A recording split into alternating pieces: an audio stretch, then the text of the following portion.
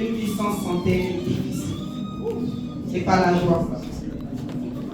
J'ai été malade depuis 2010. J'avais l'arthrose lombaire. Donc je pouvais, au cours de l'année, essuyer des paralysies au moins 4 fois dans l'année. C'était pas agréable. J'ai des enfants, j'en ai 3. Et lorsque ton enfant de 10 ans vient t'aider à aller à la selle ou vient te nettoyer si tu t'es fait dessus, c'est pas agréable.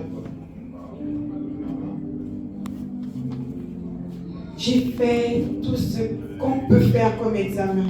J'ai reçu des tonnes de médicaments, j'en ai pris. Parce que j'étais à la limite dépendante des antidouleurs. J'en ai pris. Au point où l'un de mes médecins va me dire, tu vas faire toute cette année, tu ne prendras rien, même si tu as mal. Tu risques d'avoir un problème au niveau de ton foie. Je restais comme ça. Quand je faisais la maladie, je supportais. Et j'avais fait un style de vie. Les gens pouvaient arriver à la maison, je suis allongée sur le canapé, je souris, la vie est belle, mais ils ne savent pas à quel niveau je suis exactement. C'est au moment d'aller au besoin que tout le monde se rend compte que je ne marche pas. J'en avais fait style de vie. Puis arrive le moment où je perds complètement la mobilité de mon corps. Il ne restait que mes yeux qui bougeaient. Et j'étais enceinte, j'avais 3 mois de grossesse.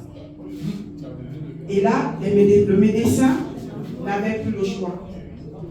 Il avait dit à maman, soit on sauve l'enfant, soit on perd les deux. Ou soit on essaie de sauver l'enfant. Soit on sauve la mère, pas l'enfant. Ou on perd les deux. Maman a dit, faites ce que vous pouvez, l'essentiel, c'est qu'elle aille mieux. On m'a mis le bloc opératoire. À partir de là, je vais commencer les infiltrations, les injections au niveau de la colonne vertébrale. Donc j'étais sur corticoïdes. Même là, je ne sais même pas ce que ça veut dire. Mais je sais que c'était écrit sur mes ordonnances. Voilà. Je le fais sur plusieurs mois. En principe, lorsqu'on vous fait des infiltrations, vous restez au moins 6 mois pour gérer la douleur. Mais chez moi, malgré les injections, ça ne passait pas. Au point où j'étais tenue de le faire chaque mois avec une grossesse. Et tellement c'est douloureux à la colonne vertébrale, c'était pas facile.